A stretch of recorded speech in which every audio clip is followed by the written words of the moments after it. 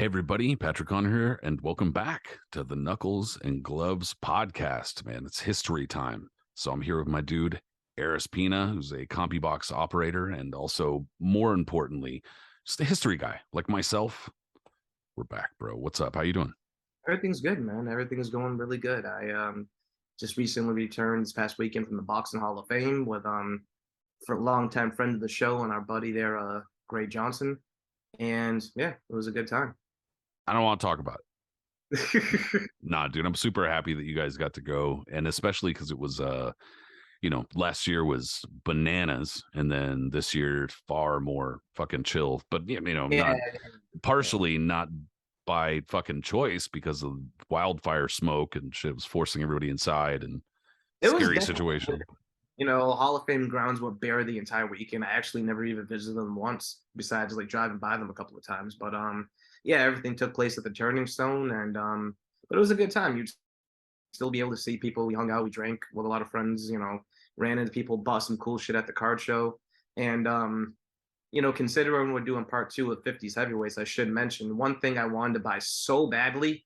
And if I didn't buy two programs that went pushed me way over my budget, I definitely would have bought it. Was an old closed circuit poster of Ali Cleveland Williams, which in itself it's kind of cool, but nothing like super remarkable because you always want the actual on site poster if possible. But what makes this one really interesting is that it was a Cleveland Williams. It was autographed by Cleveland Williams and inscribed to somebody with like a cool little inscription about, God loves you and yada yada yada. Cleveland Big Cat Williams, and That's that was pretty actually being cool. sold. It was being sold by Greg Leone, Boxing Talk Greg Leone, who surprisingly I did not know this has a pretty impressive collection of memorabilia. Guess he was making some good money with those videos back in the early 2000s. Charging people for the Yo, Floyd. yo, yo, yo, yo, what's good? What's the fire? I never actually watched any of those, so I can't tell you what was going on. Well, I just quoted that shit pretty fucking good, to be honest. I'm pretty sure Gray will, if he winds up tuning into this, will know. But yeah, it's Yeah, needless to say, if he's got a collection like that, boxing talk must have been doing pretty well. I mean, definitely, man. When they were having that little mini war with Max Boxing, they were putting out a lot of content. So, It's cannot. true. That's Yeah, pretty cool though, dude. That's unfortunate you weren't able to snag that too. But I mean, you did get some hopefully pretty cool there shit. next. Absolutely, I did, man. I got myself a mint Salvador Sanchez, Wilfredo Gomez program, and a Sugar Ray Leonard, Wilfred Benitez program. Both of those are exceptionally rare, so I'm happy. Yeah, just about anything Benitez too is you don't really see a ton of it overall. So that's pretty cool, man. Oh, That's I'm pretty like, fucking yeah, cool. awesome. Mhm. So you brought up the topic already. The We're doing the kind of part two. We're returning. Look, just to throw it out there, just so people are like, dude, all right, what's up? You're picking this shit back up after like 2.5 months. Look, I've been sick as hell, y'all. I've been like almost dead, not literally, but who knows? Maybe I don't know. But I was not in good shape. But we're back. But that's why we're coming back. Like 2 months later, we did a part one. I'll figure out how to link that or whatever in the video. But we did a part one of the 1950s kind of lost heavyweights, and just to kind of briefly revisit that concept in case you haven't watched part one, basically the world heavyweight title was held up in the 1950s and kind of early 1960s, mostly by Cus D'Amato and Floyd Patterson. Largely Cus D'Amato, not so much Floyd Patterson by the sound of it, but Cus D'Amato probably ensured that Floyd Patterson hung on to the title as long as he did, to be frank. So, I mean, it kind of worked both ways, but nonetheless, and waiting in the wings were this set of fighters who probably ripened on the vine in one way or another, waiting for a title shot. Or some of them did get title shots, but at a time that was in some cases years later than they should have, et cetera, et cetera. So these are the fighters that we're talking about. We already talked about Cleveland Williams, Eddie Machen, and Zora Foley in the part one. So we're just picking up where we left off here in part two. So these other fighters, Eris, what's another fighter of these kind of the lost heavyweights from 1950s? All right. We talked about it before, right before the show just started. Actually, I was gonna veer off ever so slightly to shed light on a heavyweight who I wouldn't put him in that can't put him in that category actually because he wasn't a heavyweight that was actually avoided by Floyd Patterson nor Cus D'Amato. So if you know of his abilities by that point that Cus D'Amato is willingly allowing Patterson to fight you, then you see what side he falls on. But his story is still interesting enough and remarkable enough that he should get mentioned for that era because he might have been the most colorful guy from that time, especially for a bland time for boxing when most guys were just distinguished by what trunks that they were wearing. You know what I mean? So I'm talking about Tommy Hurricane Jackson, the one that catapulted Patterson to his eventual title win over Archie Moore, and then the reign that he had from there. Yeah, there was he was among the kind of contenders in that era who, like you said, just I guess kind of encapsulated a little bit. Times were really weird for boxing in the 1950s and a large like the late 1940s, early 1950s, a lot of stuff changed. And I mean, almost too much to really fit into like what I want to keep it short. But one of the major things, obviously, was the International Boxing Club of New York had risen to power on the heels of the 20th Century Boxing Club, run by Jim Jacobs. Jim Jacobs had a stroke, a really bad stroke, and basically, it's actually really sad to look at in photos because the dude looks like full of vitality, and then like he has a stroke and you see photos of him and he does not look like the same guy whatsoever. And in his ill health, basically he was kind of pushed out, and Joe Louis helped orchestrate this takeover, or with his help as heavyweight champion helped orchestrate the takeover of the IBC, and that changed a lot of shit in boxing, especially with the heavyweight championship. And then TV, the entry of TV into the equation, all of a sudden, we're kind of at a point where we are now, where people are saying boxing's dead, boxing's dying. Oh my God, what are we going to do? In some ways it was true because a lot of local scenes and club shows shut down because when TV money entered the equation, everybody wanted the fucking TV money. And all of a sudden, fighters who were on TV regularly were making way more than fighters who were fighting off TV. And so a lot of these club shows just couldn't compete. It's basically like, a bunch of Walmarts moved in and the mom and pop shops couldn't fucking hang, dude. And so that's exactly what we're in the midst of right here. And also Cus D'Amato, his claim that the mob was always trying to get on him and he was a clean guy, et cetera, despite a number of his associations that have been noted over the years. So that's kind of where we are, where a lot of these guys enter the equation here, including Tommy Jackson. And so Tommy Jackson is like a number of fighters from around this era, born in the South, but then goes north, goes to New York to ply his trade and become a fighter. And What's that? and then he ends up in Queens. That's, well, stone's throw, dude. I mean, you know what I mean? It's definitely a big change, but a lot of fighters and a lot of black folks especially made that journey in the 1940s and 50s. They certainly did. And Jackson, stood out, absolutely just stood out from the pack. And not in terms of ability, because if you ever watch him, he does everything. He was a catastrophe in the ring. Everything, he did everything wrong. All right. He didn't have any sign of defense. In fact, he enjoyed getting hit. And he just, none of his punches really made sense. He didn't really, no technique, nothing like that. But he was strong. He, like I said, he liked to take punishment, so he was absolutely, a shock absorber, more so than most people. And he was a windmill. Like, you couldn't stop him. The guy had like an absolute, he was just, an animal mentality. And when it comes down to it, certain fighters like that, like, you've seen Mayorga in more recent times. Even Mayorga probably had more technique than Tommy Jackson, but when you see guys like that kind of like animalistic style, that's so awkward, and so sometimes it's difficult to beat, even for like more obviously more classic stand-up fighters, technically more trained, have a modicum of ability. They can't do they just get overwhelmed by these type of guys, and Jackson was able to acquire that and able to do that, especially in the early 50s, when the division was still in transition from Marciano and basically just like rotten mediocrity at the moment as well. So They say I can't really find a whole ton about this in the newspapers, but it was brought up a couple times that he liked to throw the double punch, the Yes. old Pacquiao, Yeah. except That for one, he absolutely. supposedly threw like a double uppercut in close, but he was pretty wild. And we've talked about, like you brought it up, but we've talked about that before, that it's easy to laugh at fighters like Mayorga, maybe, Yeah. but it's easy to laugh at a lot of fighters who maybe lack refinement or lack classical or orthodox techniques or whatever textbook techniques. But sometimes that can actually be an asset. It can be a boon. It can be an advantage. Not every fighter knows how to use that kind of awkwardness or whatever to their advantage, but some fighters do. And Tommy Jackson, we're not going to lie, he never really made top tier or whatever, but he was a contender there for a little bit, and he managed to kind of harness that ability briefly.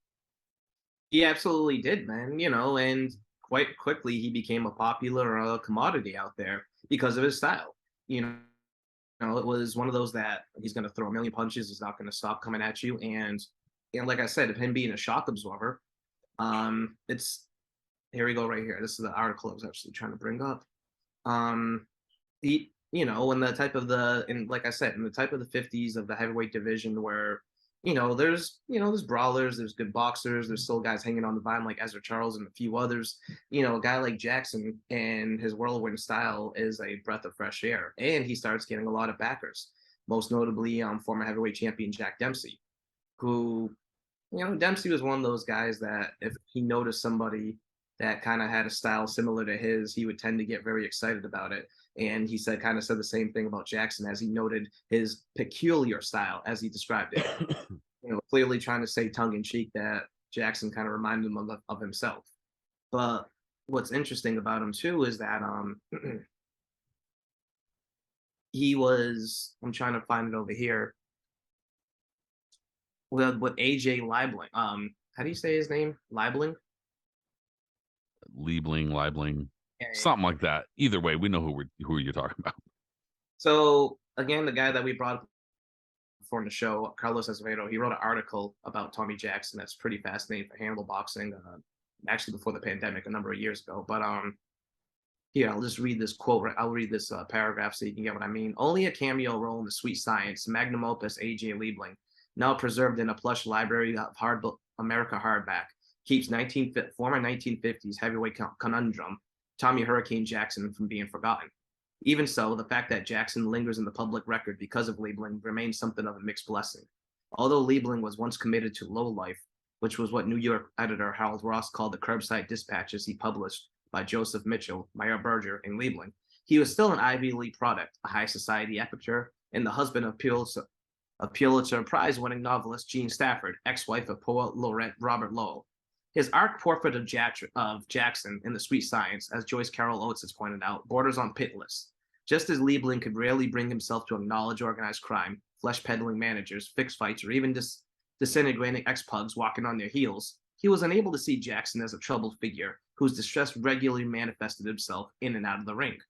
For Liebling, Hurricane was just a prop for one of his clever conceits.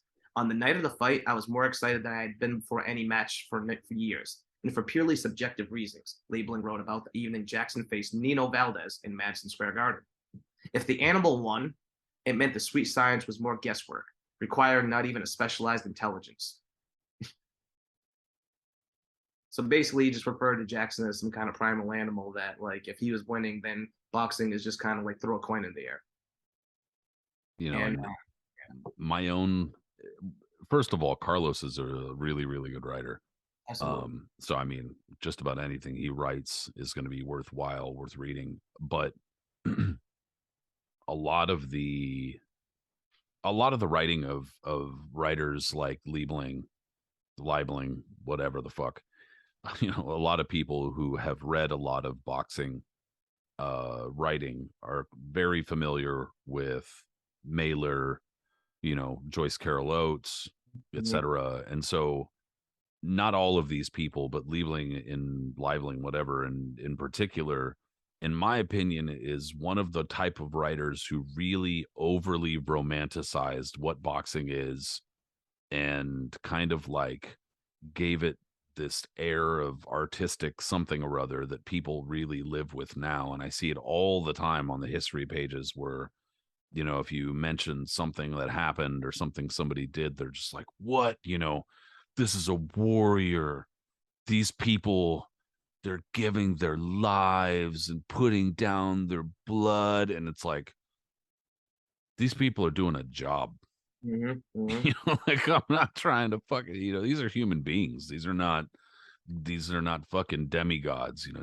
You've been watching too much fucking 300, dude. Like these are human beings, man. They've done fucked up shit. They think fucked up shit, etc. And anyway, and not to go too far off on the rant, but that's a lot of these kinds of fighters were like overly romanticized.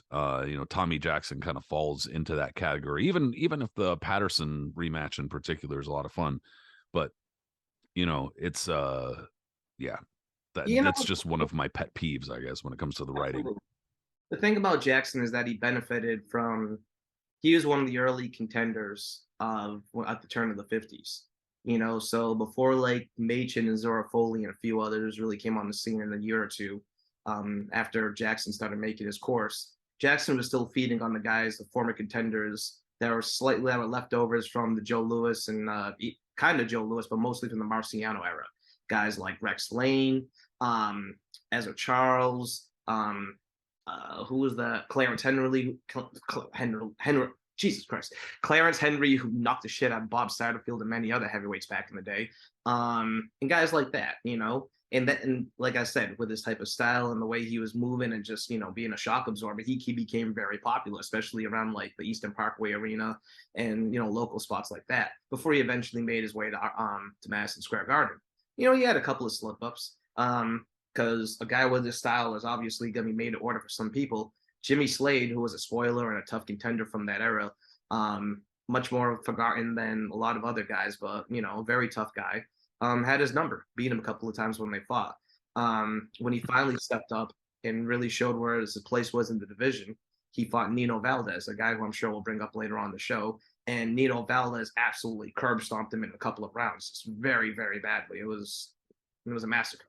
But that being said, he was still able to bounce back and still, again, feast on the guys that from back in the past. Like, for instance, in 1955, he fights Ezra Charles back to back and beats him on decisions. Charles, by 55, is an absolute shell of himself. Probably shouldn't be fighting anymore. But as we know, he lasted way too much longer. He still had a number of years to go and had an unfortunate. Yeah, he fought for several years, really washed. It, he did, and he took a lot of unnecessary beatings because of it too.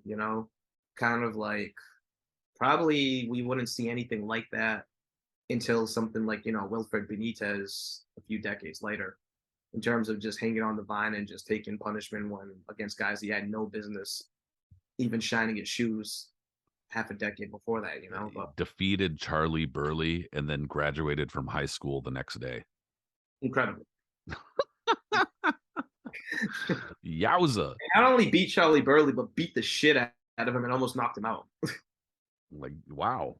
That's somebody tweeted some shit earlier today that was just like, say something, an incredible boxing fact people wouldn't believe it. That's a good one, actually. Absolutely. But he was able to, again, beat Rex Lane in a rematch. And then he was also able to defeat a guy that we brought up for a brief moment in the last show, Bob Baker. And in turn, that propelled him by 1956 to fight Floyd Patterson. And this time now it's for not for the vacant heavyweight championship, but basically an elimination fight to see who was going to be propelled to fight Archie Moore for the vacant title.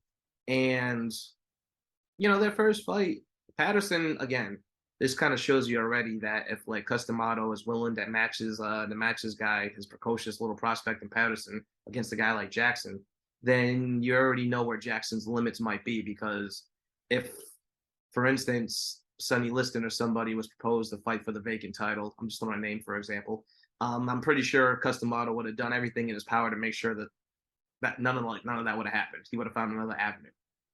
But Yeah, he was fine with it. And it ended up being a really rousing affair, a fight that most people thought Patterson was kind of beat the shit out of him. Well, he did for the most part, but also too, he injured his hand at one point during the fight. I don't know if he broke it or whatever it was, but definitely damaged it. And Jackson was able to rally in the second half of the fight and make it much more closer than it should have been, but also very exciting. Um, so from there, Patterson ended up squeaking by with a split decision that most people thought should have been unanimous, but Jackson made his case that at least he was going to be able to hang around the division top 10 from there for a little bit. So, Yeah, and I mean, especially at this time, Floyd Patterson was only once defeated, and mhm. he's still the gold medalist. He's still like an amateur standout, and he had also, if a lot of people, probably by this time forgot, was a middleweight and Yeah. had kind of been fast tracked up to heavyweight, and even at then was like, people were like, he's not very big, but his saving grace, of course, was that he could fucking hit. Uh, that Floyd Patterson, I've seen his fist at the Hall of Fame, bro. He had some paws, okay? Like his hand. he was not a large dude. Like in general, he just wasn't a big guy, but he could swat, especially for his size. And that And he, kind of fucking, that he tried to leap at you too, man. And imagine one of those left hooks while he's jumping, that careening at you. And well, nah, and that made the difference in a number of his fights, is like the tenacity and the punching power. The fact that he was well, and that's why he got knocked down so much too, is he'd leap at your ass, and if you timed it right, the quote unquote gazelle punch, But yeah. yeah, I mean, he was dangerous, and so especially then, Floyd Patterson, very well thought of. He was getting defeated by Floyd Patterson, or at least going kind of close with him. There's no Mhm. shame in that for Tommy Jackson. He's still in the money there. Absolutely. All he just needs, and it's still a wide open division because certain guys are going to be absolutely avoided. So Jackson has an easier route to getting another title shot as opposed to someone like Eddie Machen or Zora Foley or Sonny Liston or a few other guys we'll bring up in a couple of minutes. So it's like, well, he just needs a couple more wins, and Cus D'Amato will somehow be like, hey, I think we can give him a rematch. I think the crowd deserves it, and come up with some bullshit, right? And that's exactly what happens. He beats Bob Baker in another fight, and then he beats Julio Medeiros, who we brought up, I think, on the last show as well. And it's all that was needed for him to get another title shot off Floyd Patterson. And this time, this was just, it's on YouTube if you want to watch it. I mean, it's pretty brutal. Like Patterson beats him like a drum, and Jackson just gets, that something like that would not be lasting that much as long as the referee let it last in that fight. Because I mean, Patterson just beats the absolute daylights out of him. That's another factor, what you just said, in like, I try not to get too hardcore about the fighters from other eras being so much better or anything like that. But something that you do kind of have to consider is that fights went on way longer in a Mhm. lot of other eras. And so a lot of fighters, especially the ones that already had a shitload of knockouts, would have even more today, because that shit would have been stopped rounds ago, they're like a cut or whatever. So, I mean, yeah, no question. And Tommy Jackson just got beaten to shit. It's it's fun to kind of like, he's in there swinging, but he gets beaten up pretty good Oh, too. and like back then, like those videos back then, you know how they kind of like accentuate the sound of the punch when it's landing because it's so like close, you hear like Yeah, really. You listen to Patterson just beat him, bro. He doesn't miss any of his punches. It's like a Rocky film. You know what I mean? He just hits him. Jackson's head and his body and everything. And like you said, Jackson tries, he's game, but he just gets the shit kicked out of him badly. And Jackson, had a peculiar outlook on when he would get punched and stuff like that. He said that he enjoyed getting hit. He said that he liked it. He said, I enjoy getting hit. It makes me feel good and it makes me feel strong.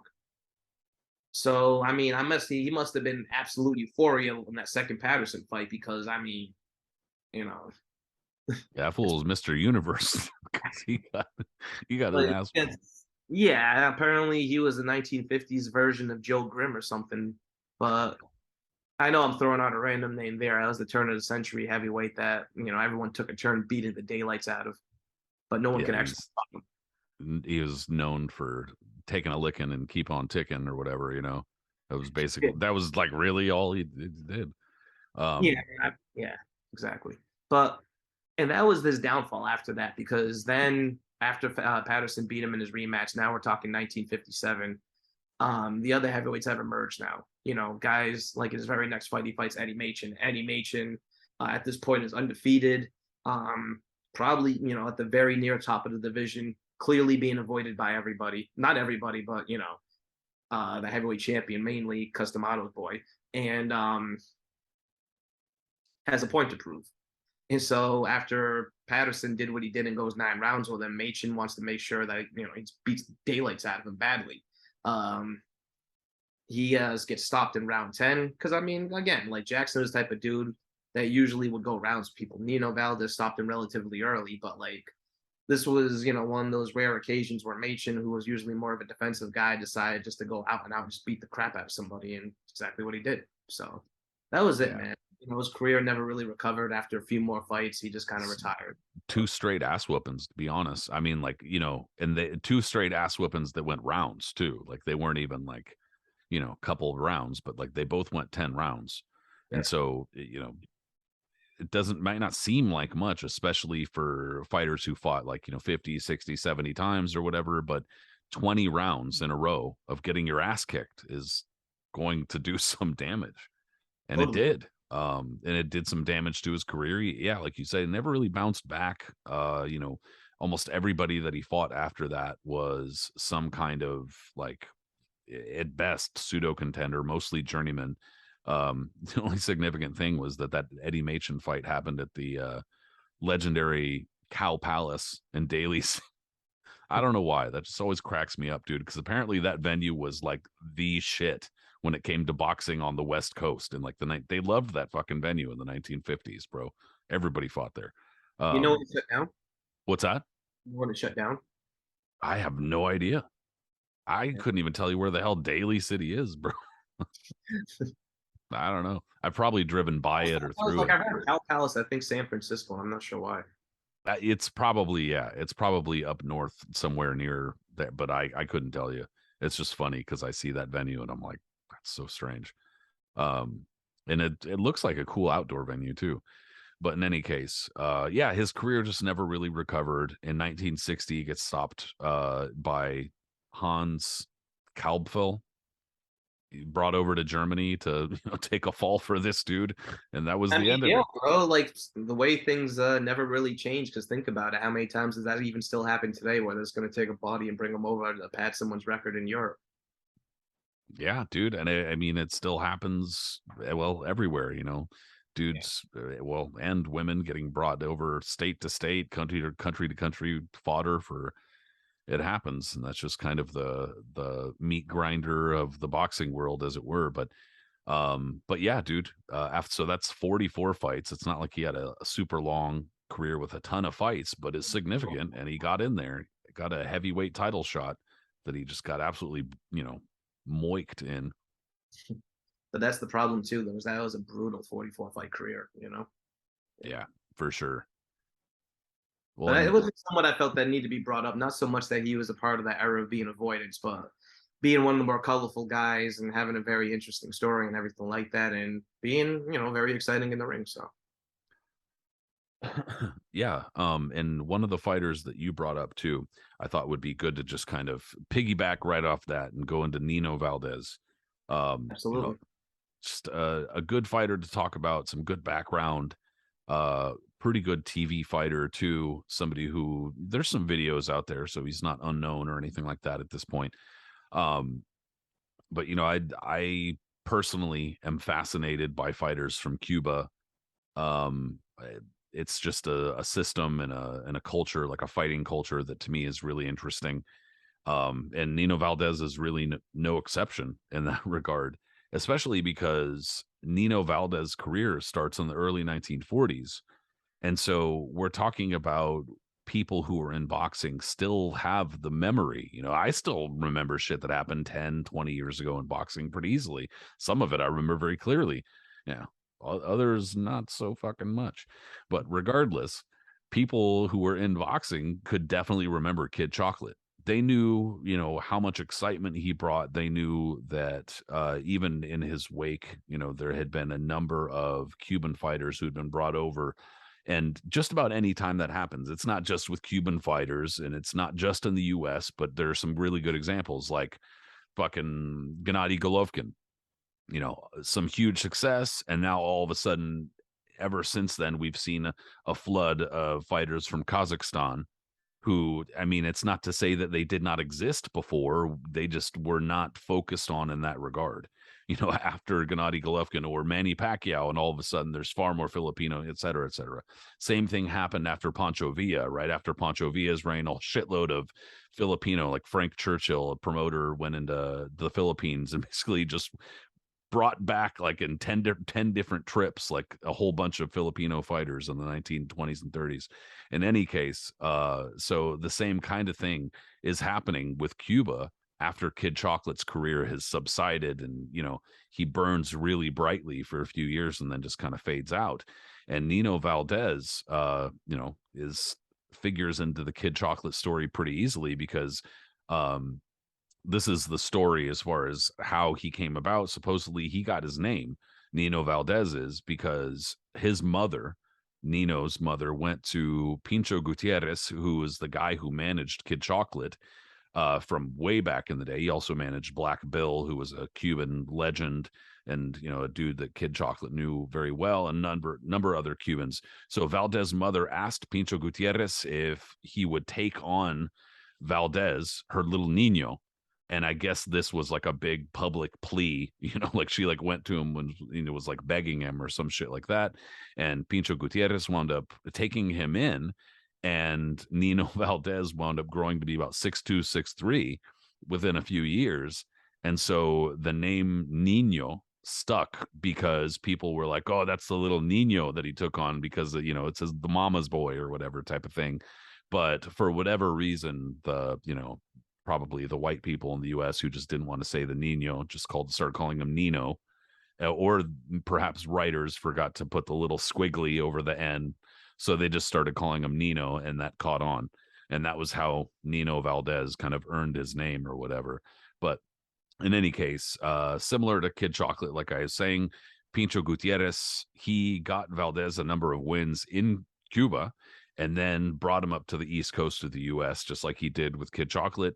And, there were just like Kid Chocolate, there were reports where he's compared to just about any Latin fighter or any Cuban fighter around, of course. But the problem was that Valdez struggled really badly against a couple of light heavyweights in Harold Johnson and Archie Moore. Now, of course, in retrospect, zero shame whatsoever. Light heavyweight greats, like what are you going to do? But nonetheless, that kind of puts a little bit of a damper, when you're touting this guy from Cuba and then bringing him up and saying, look what he's going to do, and then he's like, oh shit, he didn't do as well as I thought he was going to do. So nonetheless, though, that's kind of where he enters the fray as a fighter, as a meaningful fighter in the US. Well, absolutely. Like you said, when he first comes there, it's by he starts his career in the early 40s. I was actually surprised. I didn't realize he started his career in 1941. But yeah, like way earlier than I thought. way earlier. But yeah, he gets built up early on in Cuba. A lot of big wins, and like you said, there's some stumbling blocks when he first comes to America. Not only does he lose to Archie Moore and Harold Johnson, two all-time greats, he also loses to contenders, but guys that aren't even remembered today, like Archie McBride and Bob Baker. So it's like it's a transition period for him. Obviously, he's not Kid Chocolate in terms of coming right over and just dazzling the audiences and going straight to the top. It's going to be a little bit more difficult for him. But he's a grinder, and he's still, accumulating more wins than he is losses. And one of those wins, I should note also, is against another Cuban heavyweight who came a little bit before him, Emilio Agramonte. Mm-hmm. That's his last name, right? Or close enough. Let's see. I wrote it down because I noted the same shit you did apparently. Shit. Yes. Yeah. Agramonte. Yeah. Yeah. And he was a contender, a lower end contender, even during Lewis's time. And I believe Lewis did fight him and won a decision over him after he lost the championship. But Agramonte at that point was on the back end of his career, and with Valdez stopping him, kind of solidified himself as the new Cuban heavyweight to come out and be the top guy, light heavyweight, Yep. heavyweight. So, like you said, he loses to Harold Johnson, loses to Archie Moore, but after he beats Agramonte, he fights Sir Charles. And like we said, Ezra Charles at this point, definitely on the back end a little bit, but at 1953, he still had had some more gas in the tank, and I think even before like the Marciano fight. So it's kind of like here we are with him. You know what I mean? Like that's a big win. That's a really really big win. And for him to beat Charles, who was still a contender and not a guy that was taking L's every other weekend, really put his career on the right path. He ends up beating Archie McBride again in a rematch and goes on a pretty substantial run, including the aforementioned Tommy Jackson massacre, where he just bludgeons him. So at this point, it's looking at this point that he's becoming more closer to a top contender and a guy that is being discussed for a title fight.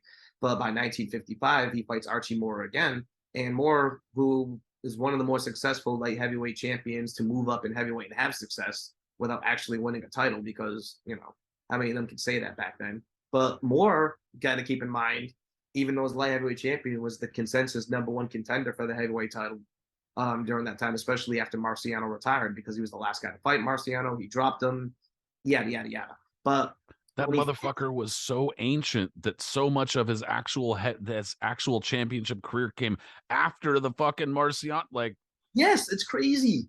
Oh my God, his career should have been ended. He already had like 3 careers by the time he finally won the title against Joey Maxim. You know what I mean? So that's so wild to me. Is like you actually look at the actual timeline of his career, and it's like he won the title when? It's absolutely insane. But what's interesting, I find an air, is that when he fought a rematch with Archie Moore, he fought it at Cashman Field in Las Vegas, which is obviously outside. And I believe this was the fight that they said where, when he was fighting Moore, that Moore kept on maneuvering himself, so that Valdez continuously had the sun in his eyes. And he couldn't do anything about it, and Moore was able to beat him up that way.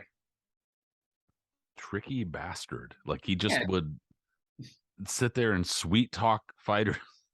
All sorts of relaxing this and stuff like that. Absolutely. Son of a bitch, dude. Gosh. I think they said, what was it, Willie Pastrano, that they said when he fought him. Yeah.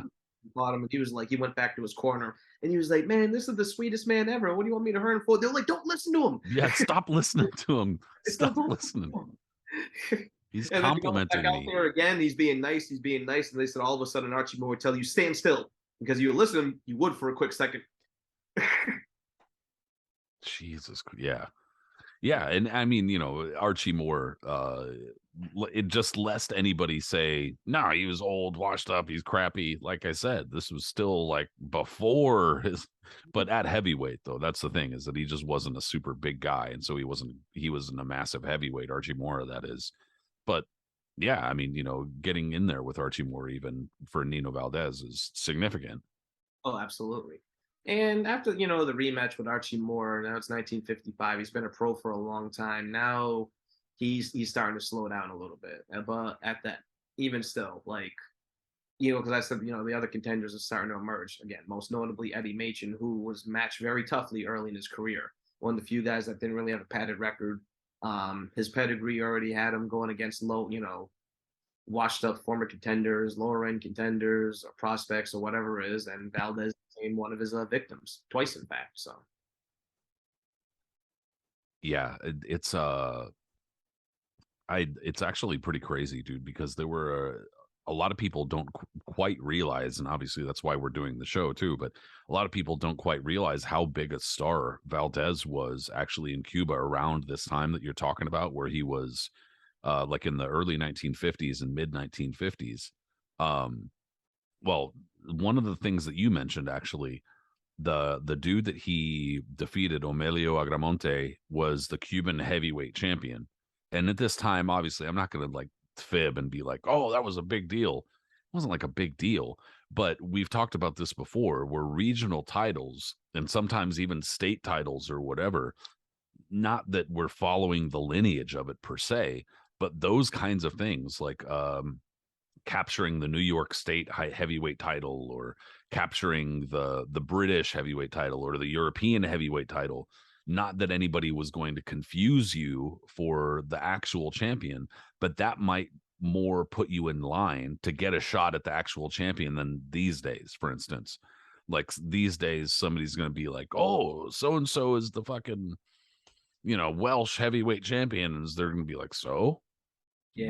why is Tyson Fury going to fight that fucking guy? Like that's not a thing these days. Back It's then, it would have been. it kind of reminds me of when Larry Holmes was gonna fight Lorenzo Zano, right? And yeah, and he was like kind of obviously kind of bored and didn't really give a shit about it. But when he was asked about the fight, they were like, "So, what do you think about Zano and his chances?" Or yada yada yada. And Holmes said something to the effect of, "Well, he's a champion of Europe, so I guess that means something." you know, and Obviously, at some point, yeah, those he's like, things. "So I guess he deserves a shot, if anything, because of that." So sure. And at some point those things cease to be as meaningful. I would imagine probably when fighters stopped fighting nearly as much, because it's like you can't waste your fucking 2 or 3 fights a year. You can't waste one of them on some dude like you've never heard of because he's the champion of Latvia or some shit like that. It's not going to happen. With all due respect to Latvia, I wouldn't put it past Fury, bro. at this point, dude, he's talking about fighting like random Australian dudes. Who fucking, I don't even care. Anytime he opens his mouth, I literally just don't pay attention at this point. But that being, because he's going to be hacking through some video. He's going to be, I think maybe a fight. No, not going to do it. Long story short, getting back to Nino Valdez and his stardom in Cuba. Yeah, so defeating the Cuban heavyweight champion at this point, it at least was somewhat meaningful, and he became the Cuban heavyweight champion. But over the next few years, though, Valdez really the one bad loss he had was a knockout loss to Eddie Machen in '56. Beyond that, like almost all the losses that he took were like respectable losses. Like he wasn't getting the shit kicked out of him. They were close losses, or it was like to like a pretty good fighter or a fellow contender, etc. So One, I don't mean to cut you off, Pat, yeah, but one notable loss though that kind of is like an eye popping one that you're like, oh wow, okay, was to a guy named Charlie Powell, and yeah, I see you make the face right away because you already know. Like Charlie, all right, we've done shows before about like guys from different. I believe we have, at least. If we haven't, maybe we should. Guys from different sports trying to come into boxing. Most notably football. And Charlie Powell was one of the early fighters who had a career in the NFL and then jumped over to boxing. But I will say this about him. All right, unlike a lot of guys that we saw, like Mark Gastineau, Alonzo Highsmith, a couple others who tried to transition, Charlie Powell was actually pretty legit. All right. Like he wasn't going to be heavyweight champion of the world, but for a time in the late 50s into the early 60s, he did have some good wins on his record. He was a tough guy, and he scored a major knockout over Nino Valdez, which at the time was pretty shocking because, I don't think anyone expected him to do that. But that being said, that was probably the best guy that transitioned from football over to boxing. And that is a pretty notable win because out of all the guys that he suffered L's to around that time period, Powell was probably the one that he shouldn't have. well, and I think we can probably firmly say at this point too that by this time this was when he clearly started to slide. So I did, in fairness, kind of mean up to this point, like because even right after that, his very next fight, Nino Valdez' very next fight against a dude named Dan Any Hodge, Hodge, yes. who Shooter, like maybe the greatest amateur wrestler in history, like at least in America. I can't open my mouth too much about what project I'm getting into right now, but let's just say that in my research I've come across that name a lot. And so in any case, yeah, like it's and that kind of matchup actually becomes far more a commonplace right around this time in the 1950s, the kind of boxer and wrestler matchup. And the success of Dan Hodge actually doing this helped spur it on too, where a bunch of the people in the wrestling community were like, hey, what is this? But any Bro, case, Danny Hodge was so respected that he was even on Monday Night Raw, in his later years, and like with Jim Ross or something like that, and he beat up Triple H before he yeah, got like it is, you know what I mean? Yeah. highly respected name in the world of wrestling for sure. Yeah, he had a very interesting late career. Another win he had too that should be noted was against a white heavyweight who was making a lot of noise named Pat McMurdy. Yeah, Pat McMurtry. Yeah, Pat McMurtry. Um, yeah, he was a Pacific Northwest dude, actually. Yeah, yeah. Oh yeah, yeah. I read about him in the Ring magazine as a kid. You know when I don't know if it was I don't remember who it was that used to do the articles on the old guys, but it would be every month they would just do one on a random dude you learn about. And the McMurtry brothers were one of them. That was Pat and his brother Mike, who suffered, I think, a brain injury in his pro debut, so he had to retire quickly. But Pat had a good record, was out hmm there for a while, but clearly, um, Nino Valdez by 58 showed him, where he was going to be in the division. So yeah, and that's about where McMurtry leveled out too, like right around at that level. Like he was a contender, but like a lower level contender. another guy who beat up the ghost of Ezra Charles. Yeah, he actually fought in Portland a whole bunch of times. So like that's one of the main reasons why I'm even familiar with that name. But he was actually, if you look in a number of the 1950s Ring magazine, he pops up. There's a number of articles about Pat McMurtry. He's one of those people that like nobody would ever talk about now. I Here mean, we people are. are sick, but yeah. But no, he was a good looking guy. He had a good following. He was, clean cut, especially for that time period. So in the 50s when everything was just kind of mild mannered America and conservative and chill and whatever. Oh, he fit right in. He was a dreamboat. $10 on the clean cut white boy. Oh yeah, yeah. I'm sure he was a dreamboat along with Chuck Davy. But yeah, Valdez. I mean, and a good fighter though. Don't get me wrong. He had a very good amateur career and everything like that. But like you said, Valdez kind of put him in his place to show where he was going to be. Like he wasn't going to reach the top of the division, and it is what it is. There's a lot of guys like that just kind of reach a certain level and then they have to plateau because of it. But yeah, by 1959, eventually he has to run into the guy that I'm going to bring up next. Charles Sonny Liston, the ultimate boogeyman of the era, and Liston did what he did with any of the other guys that were his contemporaries. He disposed of him rather quickly, but no shame in that. Valdez had a long career at that point, and had proven himself to be a very genuine top contender for a long time and a guy that would be talked about for years afterwards. So no shame in getting stomped by Liston. If the guy that George Foreman is saying he's the only fighter who ever pushed me back or whatever in sparring, and by the way, I actually found an article because I had not been able to find this, but I found an article from Oakland that Okay. like described a Liston Foreman sparring session, and it Mhm. basically said that Liston beat the shit out of him. And that that Foreman was like hurt, like he was like, "Ugh."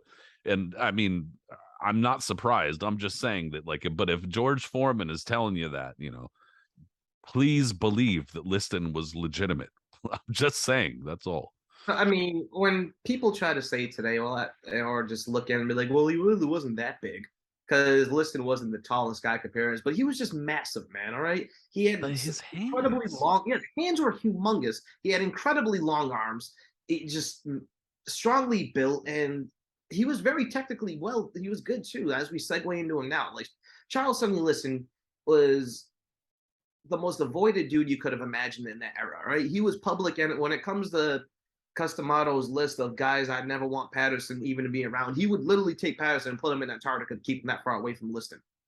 Like Liston was public enemy number one, not only just in boxing, but just basically in America. For the time period of what was going on back there, he was the poster child of what was wrong and keep away and don't let anything happen to that. Like, what I mean? Lock your doors and hide your kids. And it's sad too because it was just a guy that had no chance, from the day he was born and manipulated and just taken advantage of and a product of the system and the times. You know what I mean? Especially like within the mob and all the other stuff. But when it comes down to it, Liston was just a bad, bad man in the ring. All right. And at that point in time, no one had seen a bruiser of that caliber since I don't want to say the days of Dempsey because they had different styles, but maybe like the days of like Joe Louis, you know? I was just gonna say real quick because I had a couple of tidbits that I found about Nino Valdez that I don't want to give up Okay. because I did the Yeah, research. sure.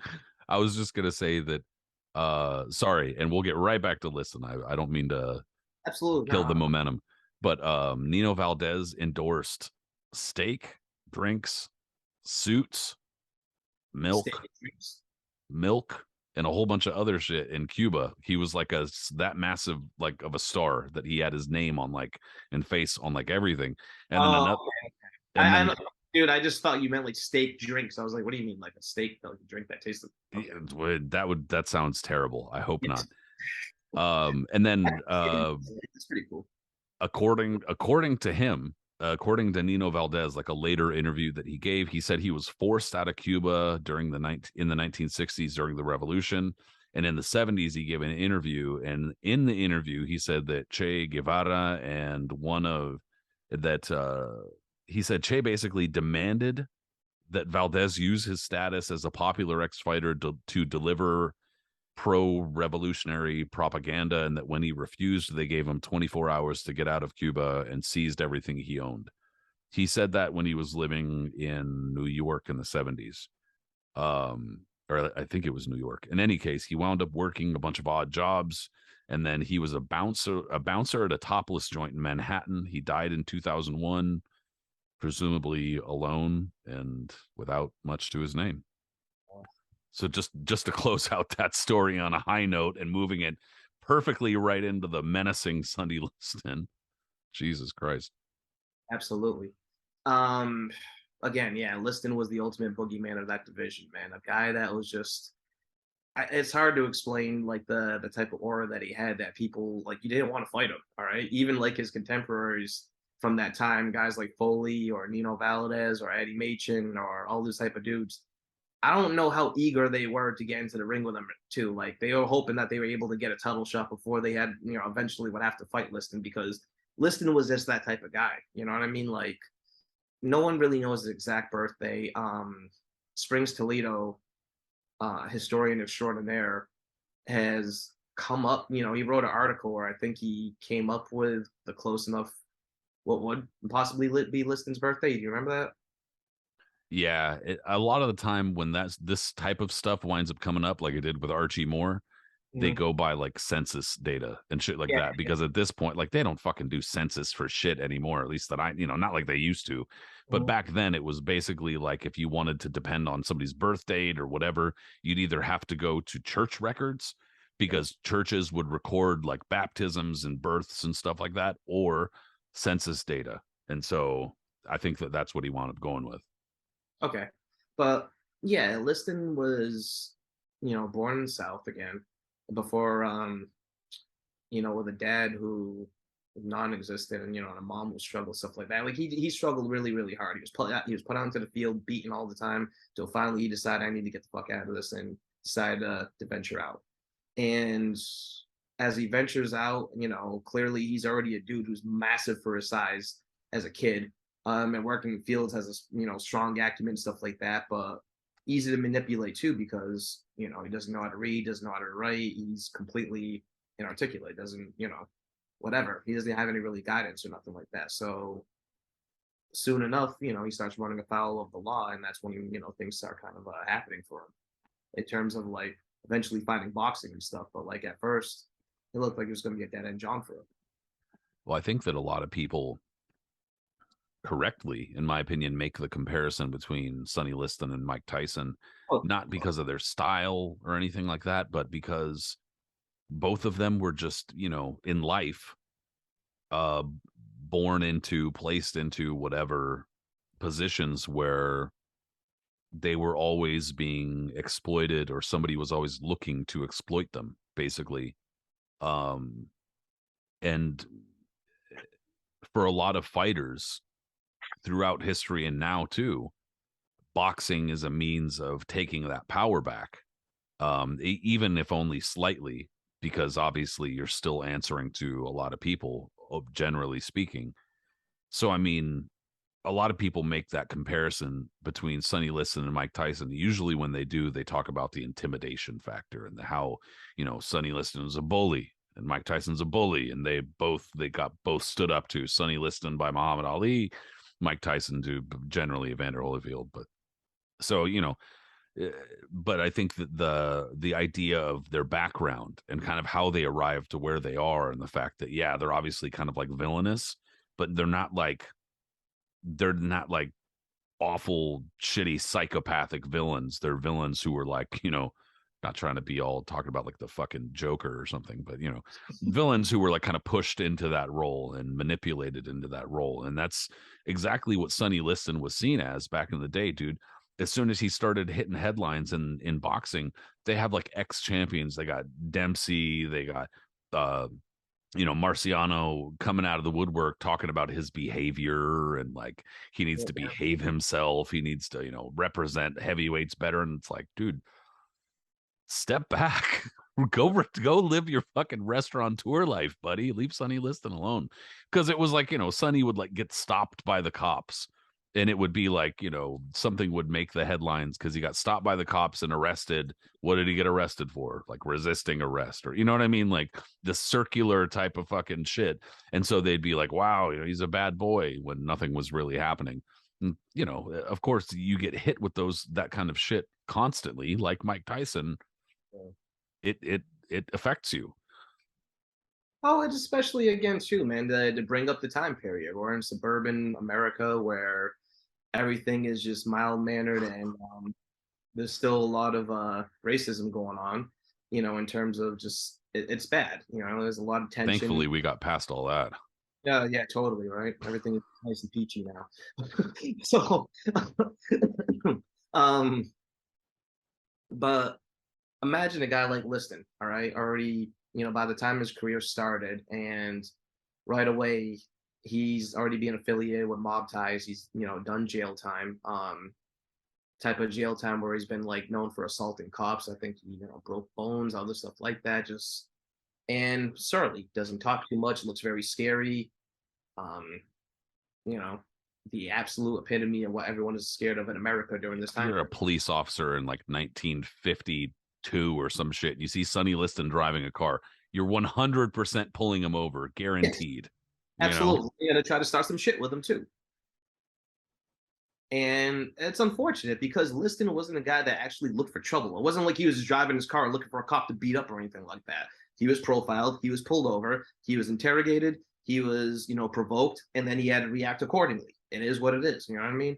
Especially, measly cop over there looking like a guy that you saw in the Sandlot, in the movie, you know what I mean? When the police, whatever like that, was going to do anything with a guy the size of Liston. Liston would break him like a pretzel. So, but that being said, when his career started out, he was another guy that was not that wasn't built up with patty cake records or anything like that. You know what I mean? Right away, within his first 3 fights, he was already fighting Johnny Summerlin, who was 18-1 and an established contender. Like, it shows you the type of fast track Liston was on. He beats him twice right there, and then his very next fight after that, he fights Marty Marshall. Marty Marshall is a guy that basically is a trivia question now in terms of boxing history. Otherwise, he wouldn't be remembered. And the trivia question is, who's the first person to beat Sonny Liston? His name was Marty Marshall. Marshall was a guy, I wouldn't even call him a barely on the fringes of contendership, but a dude who was very tough and fought a lot of guys and had he did his record, I think basically showed that too. You know what I mean? A record like 19-6, 20-6, whatever it may be. People look at that type of thing today, be like, oh, it's an ugly record, but look at the guys he fought also. That wasn't an ugly record back then. That was a respectable record for a guy that applied his trade. That being said, he gets dropped early, but comes back and breaks Liston's jaw. Liston has to recover from that kind of struggles and ends up losing a split decision. People that want to question Liston's heart now, a lot of people saying that he quit against Ali or in the second fight or yada, yada, yada. Go back and see something like that. Not many fighters are going to fight through a broken jaw, especially if it gets broken early in a fight. It has to fight it subsequently, 6, 8 rounds or whatever it may be to go through that. Not fun. All right. I certainly wouldn't do it. The minute I get my jaw broken, you touch it again, I'm going to scream and run away. So kudos to Liston to doing that. And that was a learning experience for him too. And only 2 fights later, he fights Marshall again and beats him up. And then from there, he just starts moving his way up there. These guys aren't top contenders that he's fighting yet, but he's still moving through the rankings. He's fighting the middling contenders and the guys that are getting closer to the top 10. Dudes like Burt Whitehurst, who, tough guy, you know what I mean? Never was going to be a top guy, but one of those gatekeepers that would be dependable in any era. And Liston gets his rounds in with him. Fights another fight with Marty Marshall. Julio Medeiros, who we brought up in the past show, that was another guy with a bad record, but fought a who's who of everybody, had some respectable scalps on his name, and was a tough guy. Liston's beating all these dudes to like pulp, man. Like it's not even close. You know what I mean? He's whooping the majority of them. Whitehurst is the only one that can go to distance with him, but Liston otherwise is just straight up slam banging these dudes left and right. Now, by the time almost on the cusp of the 60s now, Liston is moving himself up to be that point where he's becoming one of the boogeymen in the division, if not the number one boogeyman, right? You know, there's still Eddie Machen and Zora Foley kind of circling each other, and Nino Valdez, let me just mention, who's hanging on, and you know, there's a few other heavyweights. Patterson has already ascended the throne at this point. But there's still guys like Cleveland Williams and others. And at this point, Liston is chomping at the bit to get one of those guys now. He knows he's not going to get Patterson, but he's chomping at the bit to get one of those top contenders, the other boogeymen that are avoided. First one to jump at the bit, and understandably so, because he wasn't a dude who clearly showed he was fearless, was Cleveland Williams. Well, and I mean, you know, just to kind of reiterate with Floyd Patterson and the heavyweight championship kind of getting tied up or whatever, you know, the first couple of fighters that Floyd takes on are Tommy Jackson in that rematch, Pete Rodemaker, Cowboy Roy Harris, and Brian London. And Brian London had already been wiped out by that point too. So it's kind of like it and then, you know, Ingemar Johansson was not, he was not a bad fighter, but he was not supposed to really win that fight. You know, he was not supposed to kick Floyd Patterson's ass. So it was kind of like accidental trilogy here. You know, like this was that they dragged out. Yeah. After Ingo became champion, like he was 3 years or something, or 2 years, I mean. Because after Johansson became champion, he wasn't about to risk his title against Liston. You know, and even though he had knocked the hell out of Eddie Machen, I don't think he was all that excited to defend against the other top guys from that era either. Even though I think he'd have a chance to do the same to a guy like Zora Foley, considering what he did. He had a very fast right hand, and you know, I think he's slightly underrated in terms of technique and ability than what he's remembered today. The guy twitching on the canvas against Patterson, but that being said, his reign was extremely unremarkable, and he should not be in the Hall of Fame. And yeah, that was just a trilogy that just dragged out and kind of put the division on frost. You know, I mean, all these guys just kind of squirming around each other, forced to fight each other because Patterson and Johansson. Yeah, another 2 years, another almost 2 full years where these people are just waiting, going, so what are we doing? So at that point, Liston just decides, you know what I got to do? I got to fight all these contenders around here. Either the retreads that Patterson already beat up and just whoop them even harder just to show Patterson, you know, what I'm going to do to them, or I'm just going to fight the other contenders no one wants and kind of just, you know, destroy them too. So I would almost compare him sort of like Clubber Lang, except he wasn't as bodacious and wasn't, you know, calling out Patterson's wife, as far as I know. But he was one of those dudes that you're like, you know what? I'm just going to sit there and beat up everybody until you are forced to fight me, because there's going to be no one else left for you to go out there and try to string along and be like, okay, I'm going to give you a title shot because I beat him already. You know what I mean? And that's what he proceeds to do. He fights Cleveland Williams for the first time, and for however long it lasts, for the 3 rounds it lasted, it was a barn burner. You know, Williams was a very strong-willed guy. He wasn't going to back down from anybody, and he didn't have the type of style where he was going to, okay, try to go back and lay back and box you. He got in Liston's ass, and most dudes would fall from that fury. Liston wasn't one of them. You know, that's what made him so scary in the ring, is that he took those lumps, a lot of lumps that most dudes would drop from, you know, composed himself, came back with his combinations, and left Williams laying there splayed out in the ring. And from there, yeah, Nino Valdez was another just mugging victim, Willie Besimoff. And by the time he fights Cleveland Williams again, this time we're in 1960 now, same thing. Williams comes out bombing, lands a few shots, bloodies Liston's nose a little bit, and then Liston proceeds just to lay him out. And even poor dudes too had no business being in the ring with Liston. You know what I mean? Guys like Albert Westfall or Cowboy Roy Harris, the one you just mentioned, Cut and Shoot Harris, Roy Cut and Shoot Harris. Like, you know, that can't be a real place. It's not a real place. No, those were like sacrifices. You know what I mean? Basically, they're just like taking a slab of meat and feeding it to Liston. Like, and even some of the guys that were like Wayne Bethy, you know, Bethay, whatever.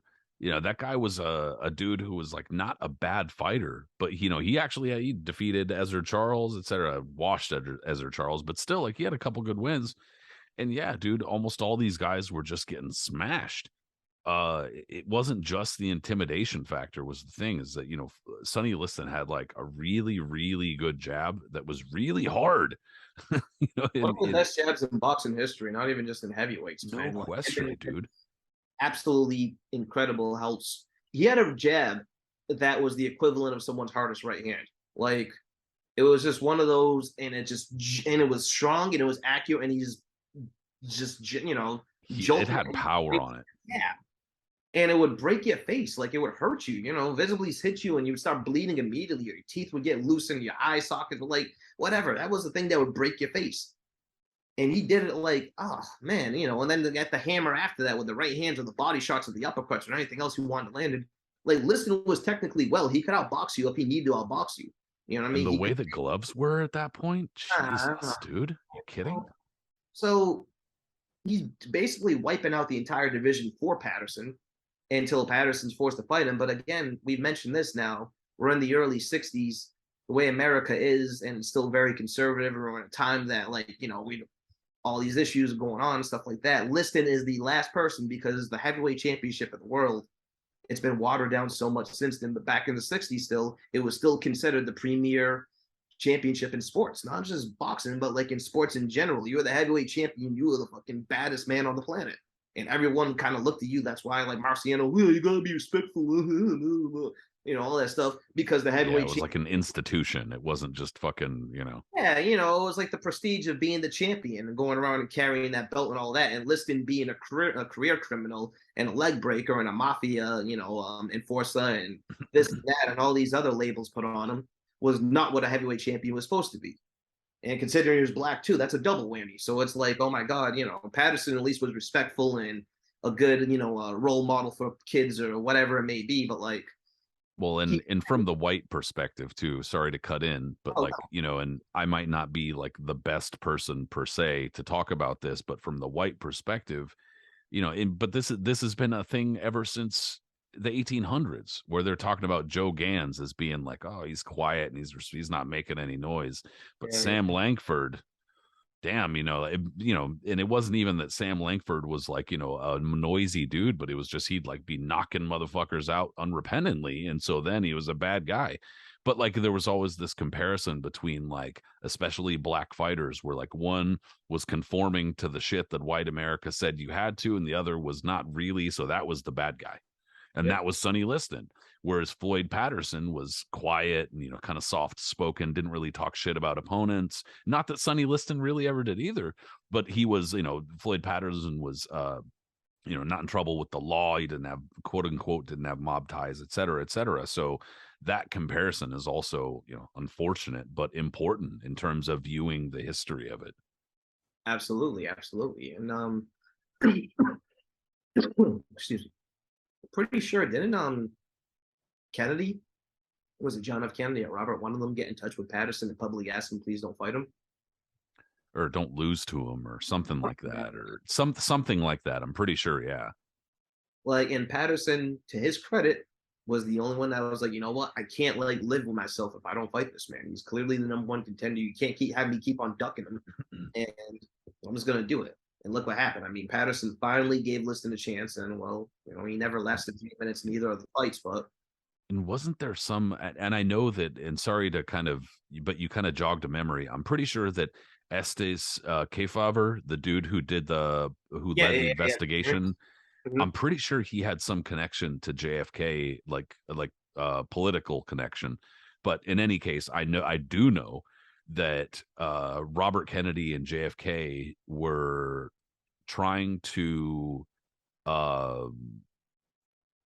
do something on the federal level about corruption in boxing, and that also people in wrestling were like reaching out to them and trying to get them to do the same for wrestling, and that Jimmy Hoffa right around this time was also trying to unionize boxing and wrestling, which is its own, anyway, yeah, that's like its own fucking show. But in any case, yeah, so the kind of JFK connection, the Kennedy connection here is actually kind of interesting for that reason, because they were kind of getting involved in the Yeah, oversight of boxing at this time too. interesting. Yeah. And so Patterson fights him, gets splayed out. Just, I mean, it was just as everyone was worried what was probably going to happen, absolutely happened. And then by this time though, Liston becomes very inactive. At that, like right before he fights Westfall in '61, then he gets the title shot against Patterson, um, almost a year later. Like it took about 9 months before he got that fight. And then after that, again in the rematch, again it was almost a year before they had that. So like I can only imagine how America would feel if Liston was just kind of holding the belt on ice for almost a year and just, wasn't on too many talk shows, wasn't doing anything like that. Everyone was just kind of trying to keep their distance. And then Patterson again tried to come back, and poor guy again got really hurt. And then the Ali fights happened, and yeah. Yeah, dude. I mean, and yeah, poor Floyd Patterson just could not do a damn thing. Like, I mean, it was like punches that weren't even landing. We're knocking him, like bowling him over, or like knocking him silly. He couldn't do a damn thing with Sonny Liston. But I mean, so I guess that's pretty much the point at which Sonny Liston stops being a lost heavyweight or whatever, because he becomes champion. He But no, does. I mean, I didn't mean to cut. Go no, ahead. no, please go. I was just thinking, after the Ali fights, that Liston's post Ali career kind of gets looked over a little bit. But I mean, the guy was putting in some work there. He wasn't fighting top guys the entire time, but he was fighting very, very active, much more so than right before he became champion. And was beating some. He was beating a lot of dudes. Some of them, more respectable than others. He fought Billy Joyner twice. We've talked about him before on the show, because of the Oscar Bonavena connection. But yeah, he also fought a dude like guys like Henry Clark, Elmer Rush, Amos Johnson. And there was a lot of talk at one point about Liston challenging either Jimmy Ellis for the WBA belt, possibly fighting a guy like Bonavena. There was a lot of talk about him fighting Jerry Quarry, um, George Chavallo at one point, and even Joe Frazier. So all these fights were around the orbit for Liston. And by the time he ends up fighting Leotis Martin in 1969, who is a forgotten heavyweight, but a monster puncher and a guy that should be more remembered today than he is. Liston kind of lost it all.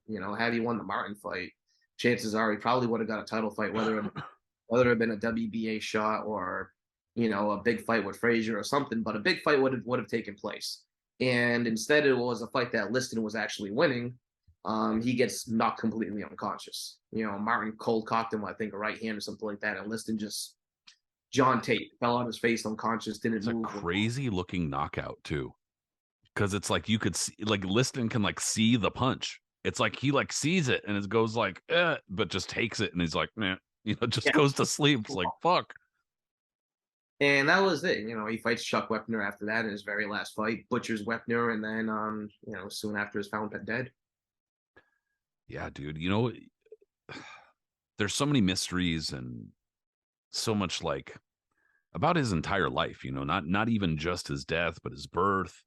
Like chunks and periods of his life are kind of like missing the Yeah. history or whatever. And some people, Springs Toledo, some people have tried to piece it together the best they could and have done a really good job given what's out there.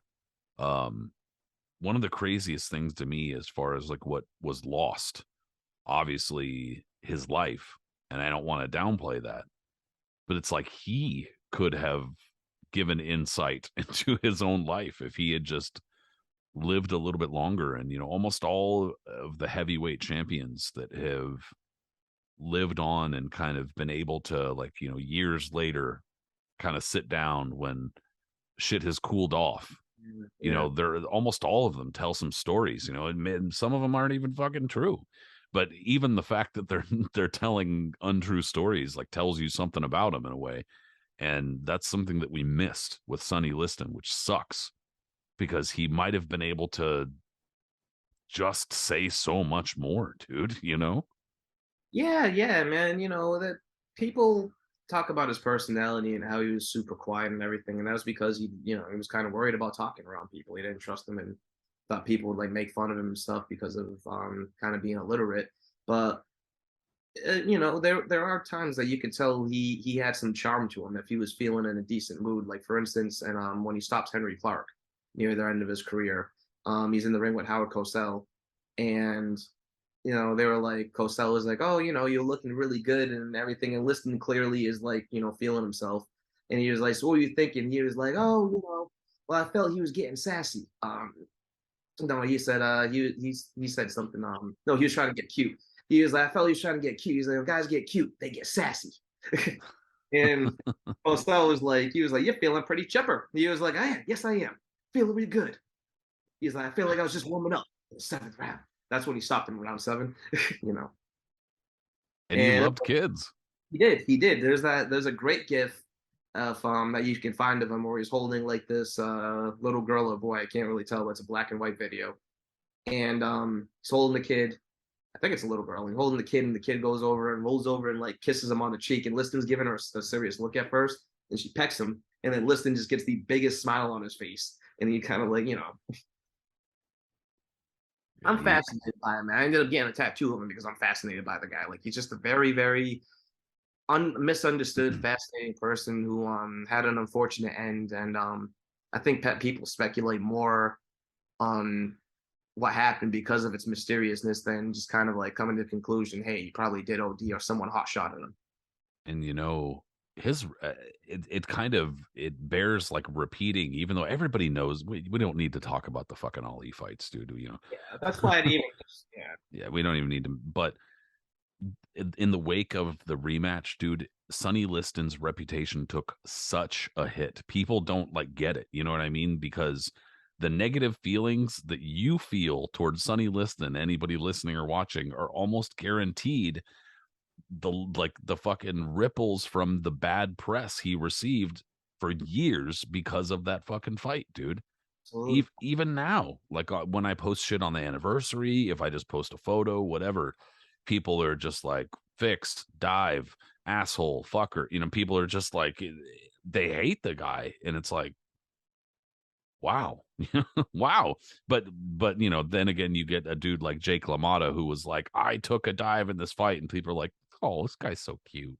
Yeah, we love you, Jake, and he was. A Um, scoundrel. yeah. A scoundrel. But I Here's mean, a question, bro, for you. The only thing I'll ask about the Ali fight, say the rematch took place when it was supposed to, when Ali didn't suffer an appendicitis, right?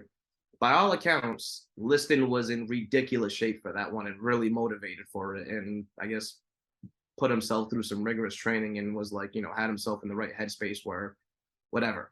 Considering the turmoil that Ali was going through himself and what was going on during that time, I'm not sure if Liston would have won. I'm pretty, you know, Ali probably had his number at that point. He was at his peak, but I'm pretty sure that he would have gave a better account, much better account than he did the first fight, and probably would have gave Ali a little good, you know, run for his money.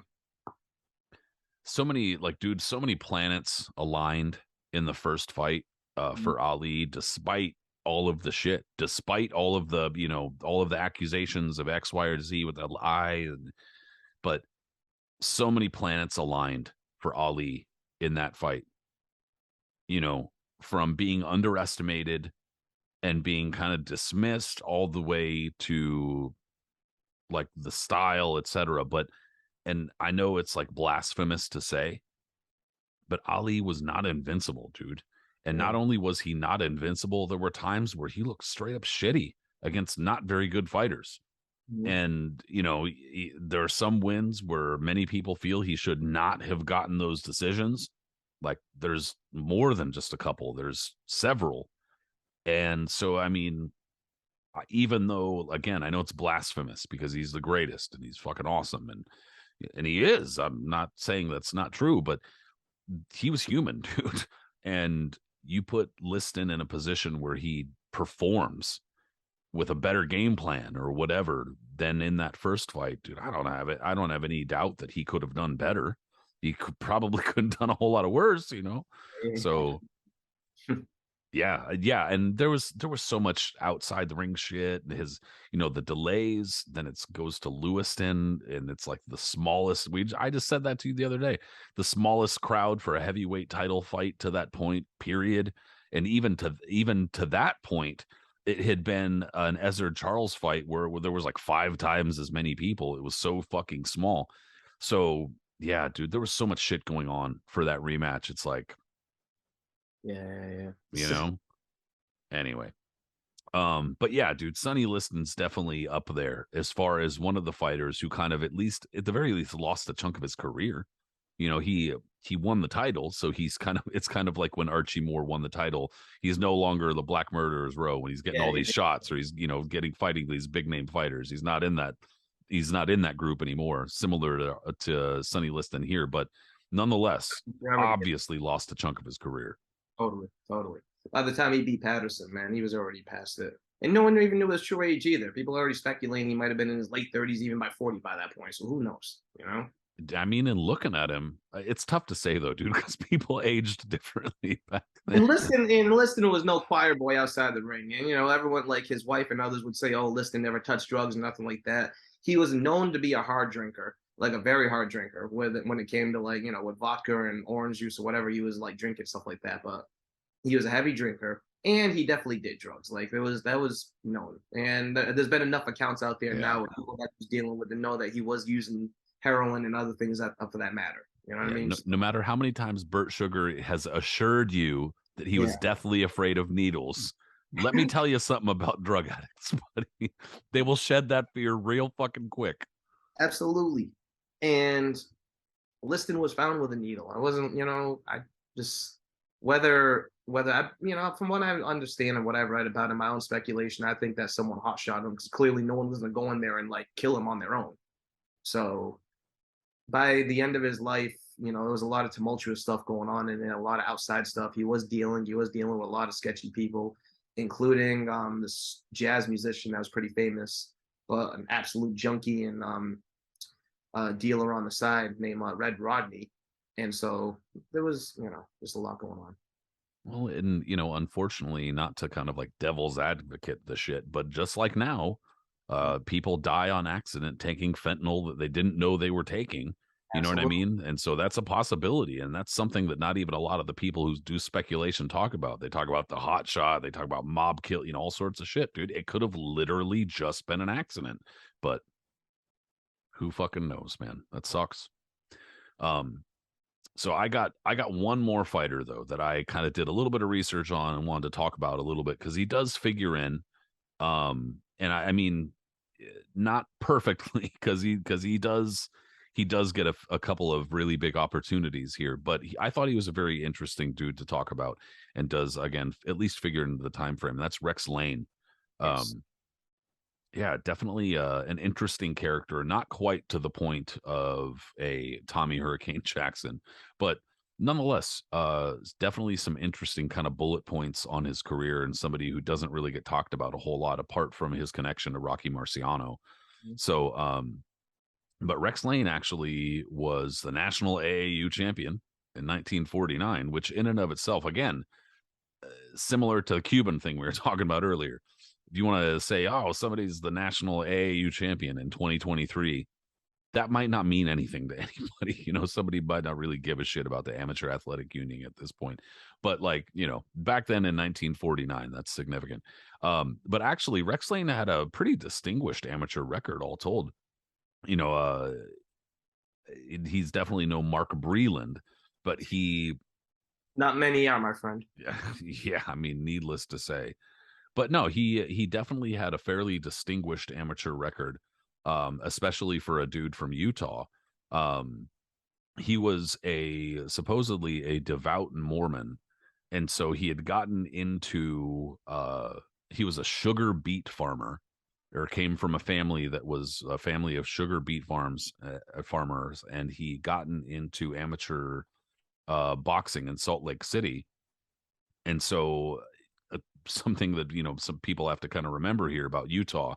They're not going to know it now, of course, but back in the day, especially right in the years following Jack Dempsey's retirement and whatnot, between Colorado and Utah, there was like a tug of war as to where Jack Dempsey was really from and shit like that. And so Utah was trying to claim him, Colorado was trying to claim him, Manassas, Colorado, but like he was from Utah, and his family was from Utah.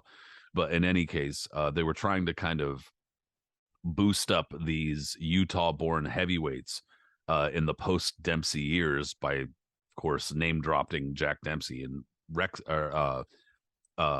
Rex Lane was one of the fighters who had probably the best pedigree as far as actually being a pretty good fighter coming out of Utah as a heavyweight. And so Jack Dempsey, you mentioned him earlier, throwing his hat into kind of like either there were a number of fighters that he actually promoted or managed.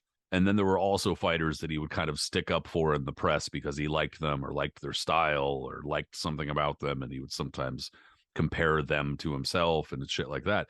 But at Like least, Dempsey endorsement was pretty awesome for a guy back then too. yeah, dude, Dempsey was like the shit in the 1930s. People still loved that fucking guy and into the 1940s. And so, in any case, Rex Lane was one of those guys who kind of got an official endorsement from Jack Dempsey, especially because he was a Utah guy. So, Mhm. anyway, another thing was that he had served in World War II as a staff sergeant, and so he had some clout to him. He had a little bit of clout to his name, and then a little extra thing for Jack Dempsey to get his back for was that he was a practicing Mormon. And Jack Dempsey, something that he had always said about himself was he called himself a Jack Mormon. I had to look this up because I didn't even know what the fuck that meant. It apparently is just like somebody who's non-practicing. It's like a lapsed Catholic or whatever. Somebody who's anyway. So being from Utah, that's significant. But yeah, he had that Jack Dempsey endorsement, and as a professional, started his pro career in 1949, and he had a fairly short pro career, all told, and got quite a bit done for a fairly short pro career, to be honest. And he was pretty busy, but coming up undefeated through like about 2 dozen fights or so, or in about 2 dozen fights, he only lost once Mhm. to a dude named Dave Whitlock. I have absolutely no clue who that is, but he got vengeance on that. But he maneuvered his way into the heavyweight rankings pretty quick, actually, No, pretty quick into his career overall. by 1950, his first big fight against a well-known established name is against a guy by one of my favorite boxing names ever, by the way, dude by the name of Turkey Thompson. um, yeah, Turkey Thompson did not look like a turkey. He was a very well-built man that had a ridiculous left hook before Joe Lewis came on the scene. I'm not Joe Lewis, excuse me, before Joe Frazier came on the scene.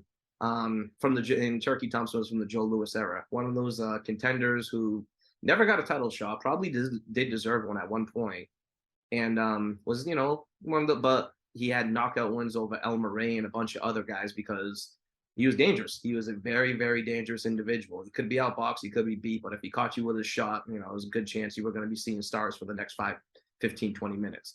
So that was a very big win for him to get by Thompson, who by all accounts carved up his face like a turkey, but Lane was still able to outbox him and get that scalp.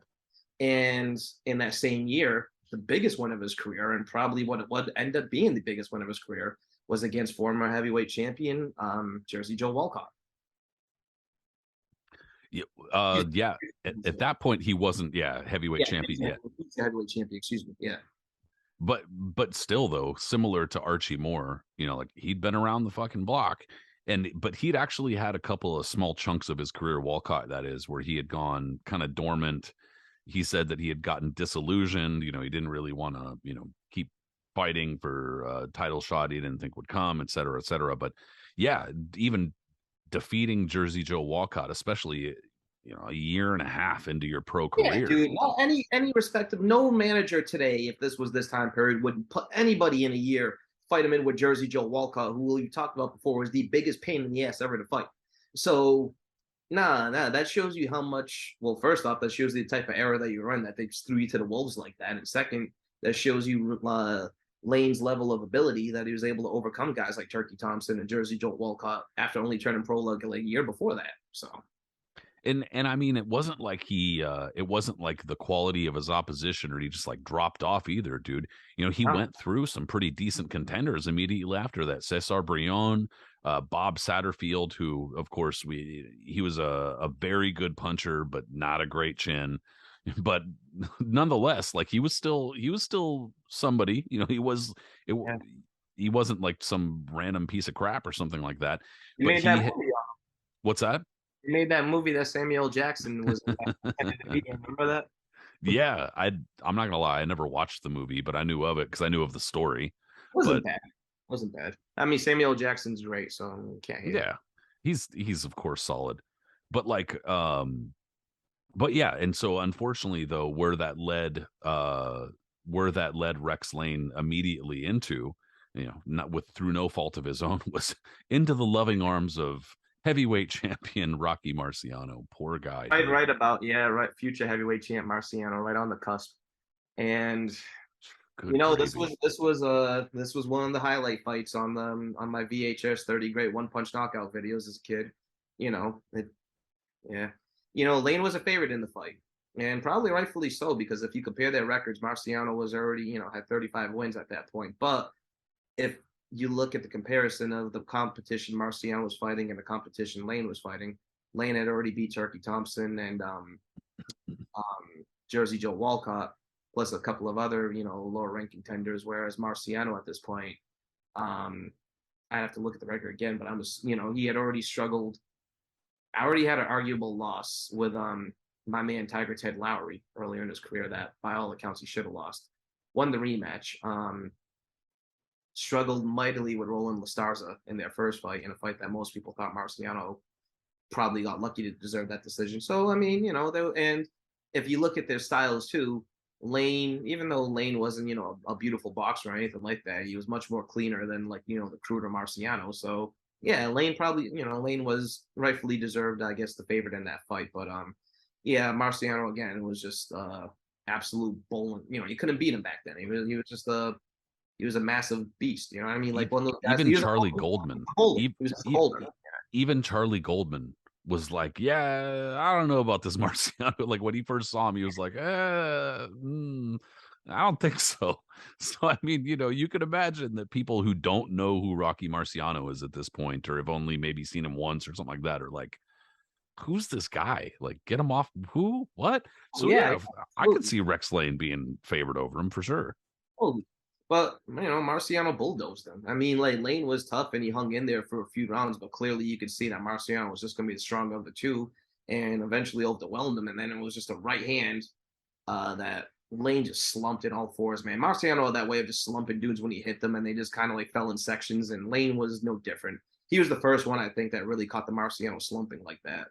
Because he wasn't doing bad, he just got caught and boom, and he went there and just Yeah, you might be able to like outbox him. Just don't be in the way when he swings. Just don't be eventually in the are going way. to be in the way. You know why? Because Marciano was such a bruiser that, of course, he wasn't like pleasing to watch in terms of stylist or anything like that. But the dude was just constantly beating the shit out of you, man. Whether he was beating your arms or shoulders or beating you in the sides, your hips or kidneys, whatever, he's beating on you and beating on you, and he's hitting you, and he hits hard as hell. And so even if you're outboxing like Jersey Joe Walcott or any of these dudes are just sitting there and doing well with him, you're gonna get tired because your body can only take so much of just being the shit, just being pounded on, right? So your arms start dropping soon enough, your arms are dropping, your legs are starting to move a little bit slower, you're breathing a little bit heavier because this guy just keeps on hounding you and hounding you. And before you know it, you're in a corner, you can't move anymore.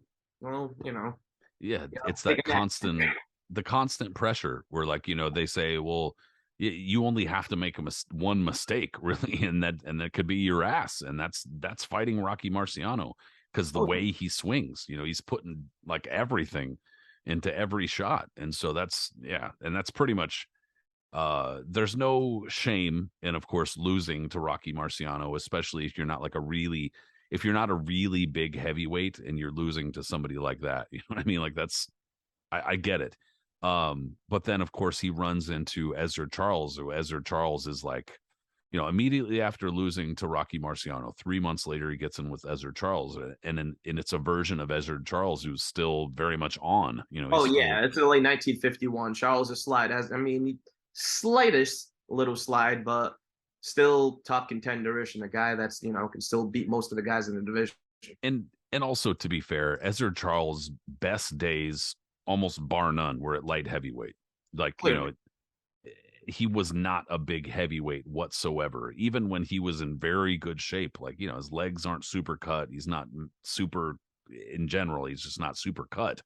But nonetheless, he's still a very good fighter at this point. And so he gets beaten up pretty good by Ezra Charles through over 11 rounds. Again, no shame whatsoever. But The I think fight that it's probably shouldn't have taken only 3 months after Marciano. It's kind of crazy. Yeah. I mean, especially now, knowing all that we know about concussions and CTE and stuff like that, we obviously have a much more informed way of looking at these situations now than they did then. And we can probably recognize now like signs of like somebody being impaired or, you know, being hurt or whatever. And I'm not saying that was the case, but yeah, getting your ass kicked real bad and then coming back 3 months later against a really good fighter who himself can punch a little bit is probably not the greatest idea. But then they were like, yeah, go ahead, throw him in there, no problem. So whatever. But that being said, another thing that kind of enters the equation here, I had brought up the IBC before, the International Boxing Club of New York. So the International Boxing Club of New York has already kind of gotten their paws on the heavyweight championship, right? And on top of that, part of what the International Boxing Club of New York did was basically they had set up different venues throughout the East Coast and Midwest. And I think they had like one in California that they had associations with or whatever. But like these were the venues where they would stage their fights, and they had like strongholds or friendly people or whatever in the mob that could kind of look after shit locally. And that's why a couple of writers called the IBC quote unquote tentacles Inc. because their tentacles spread out along, you know, these major cities, Chicago, Detroit, and Boston, etc.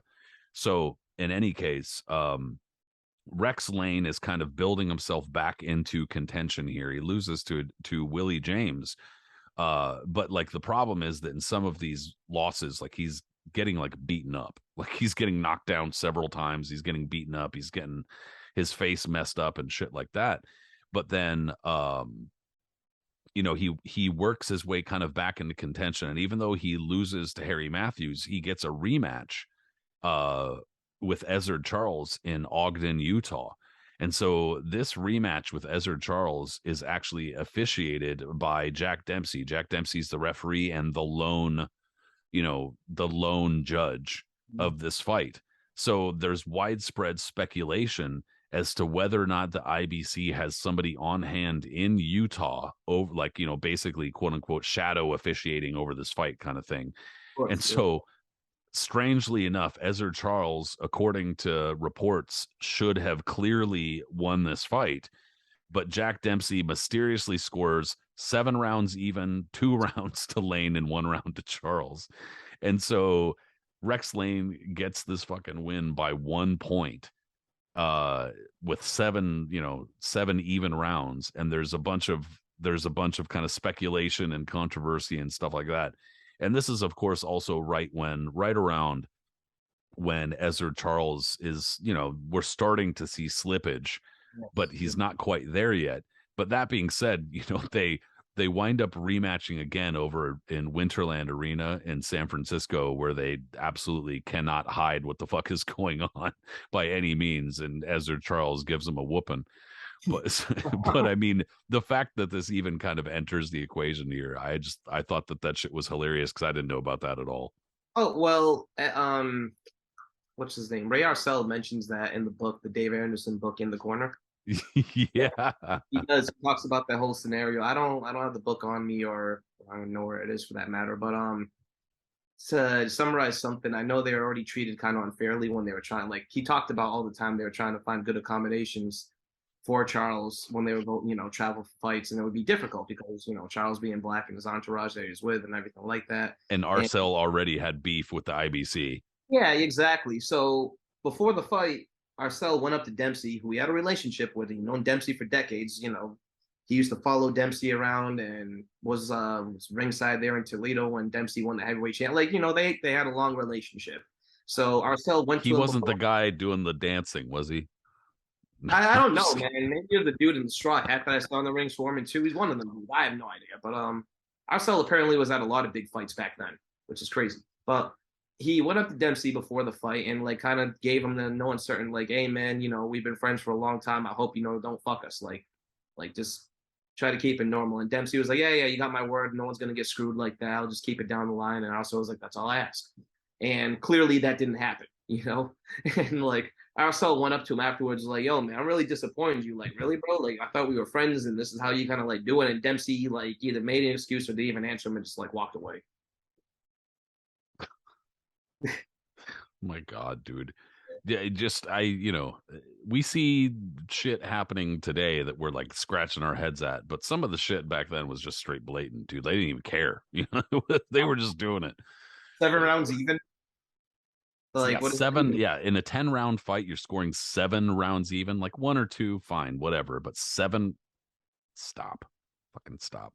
But anyway, now this was kind of during a period of his career. He was obviously slipping, and he lost to just about right around this time. He started losing to just about anybody who was any good. Drops the split decision to Roland Listarza. Loses in the third fight to Ezra Charles. Earl Walls loses by knockout 2 fights in a row. Drops one of those fights against Tommy Jackson, and then he kind of goes through a little bit of spell where he defeats some dudes who are not very good.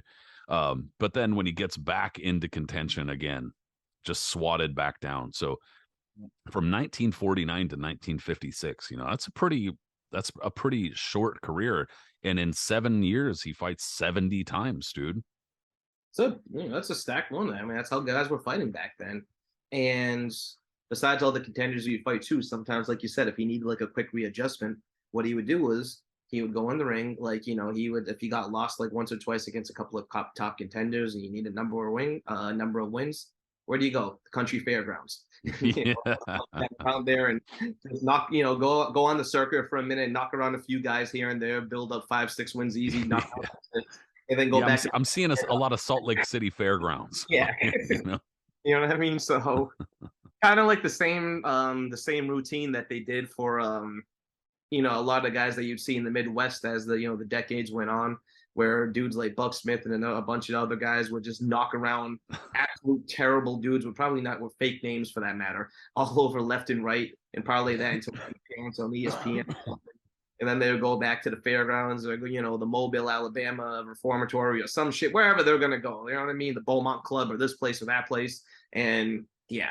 So Lane's career, interestingly enough, too, as we mentioned in one of our one of our past guys we just talked about, he gets shipped off to Germany, at the very end. And, just guys kind of gets used as a paste and cannon fodder and, to pad some records over there.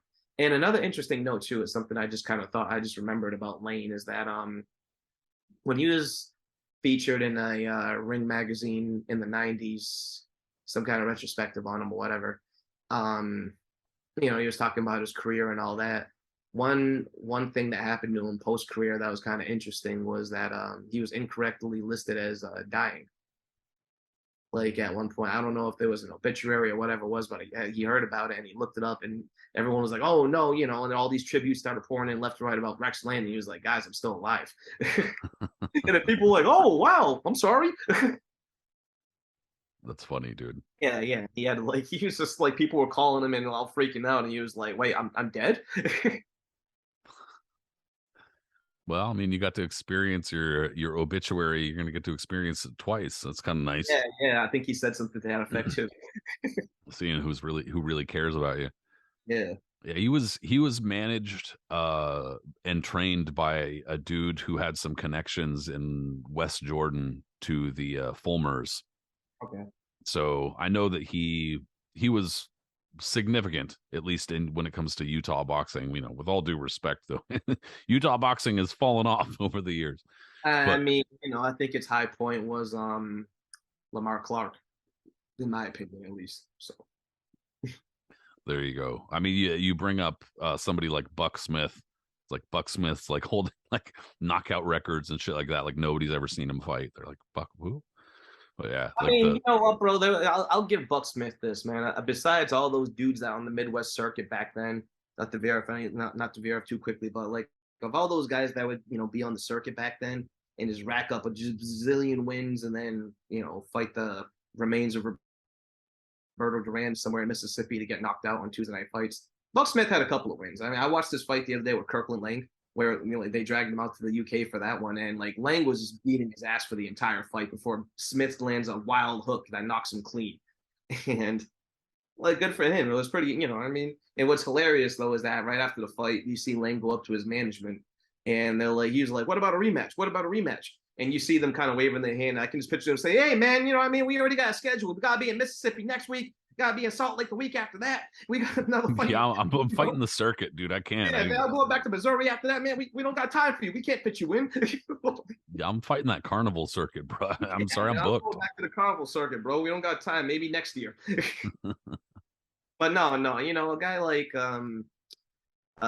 Rex Lane, who was not from a hotbed of boxing in Utah, and came right before Gene Fulmer for them. I mean, they kind of came around the same time. Fulmer, the same thing from Utah, and so for a brief period, you know, Utah was on the map for boxing, which is hilarious in itself. But yeah, Yeah, it's like the early 1900s, how like the Great Lakes was like a fucking hotbed for like, and now it's like, what great who's what yeah, where yep. nobody's fighting there. No, it's not totally true, but still. Yeah, I mean, there's just a number of these fighters, and I mean, we could probably even scrounge up a handful more. But I mean, I think we covered a pretty good base from 1950s heavyweights of fighters who were kind of, forgotten about, neglected, lost, Okay, or just brushed aside while other shit was going on. absolutely. And it's just one of those eras, man. You know, we're going up now at this. It's over 70 years now since these guys were competing, right? So My God, close to it. Yeah, yeah, yeah, yeah. Absolutely. crazy.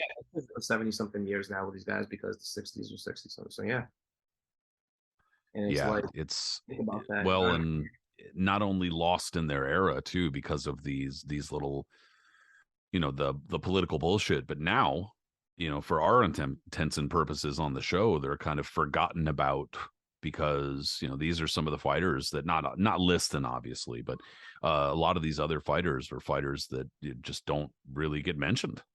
They don't, and if they do get mentioned, it's for for sad things. Like Eddie Machen usually gets mentioned for just being hard luck and falling out a window.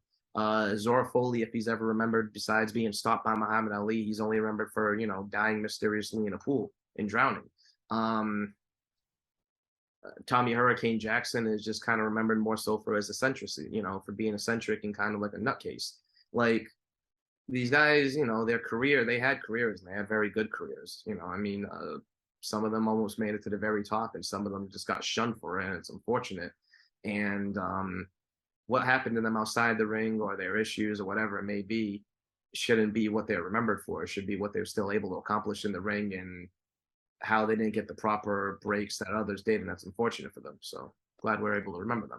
Yeah, and I mean, hopefully we're able to put a lot of them in the proper context too, so Exactly. that Exactly. yeah, Yeah. it's not just Tommy Jackson, the guy who got his ass kicked by Floyd Patterson, but there's more to it. There's more to all of these fighters than just their losses or whatever. That's something that I said the other day on the boxing history page that just it's one of my pet peeves and pisses me off that I'll even on days where it's like somebody's birthday, I'll post and say, oh, so and so was born today, and there'll be like the first fucking comment will be like they lost to Ezra Charles, and I'm like, So who fucking cares? What? But adding the proper context though, hopefully that we're helping with that, and these aren't just some fighter that's defined by one moment or whatever. But yeah, dude, and I know that first of all, your memory is incredible because so much of this shit comes from you just like reading magazines here and there.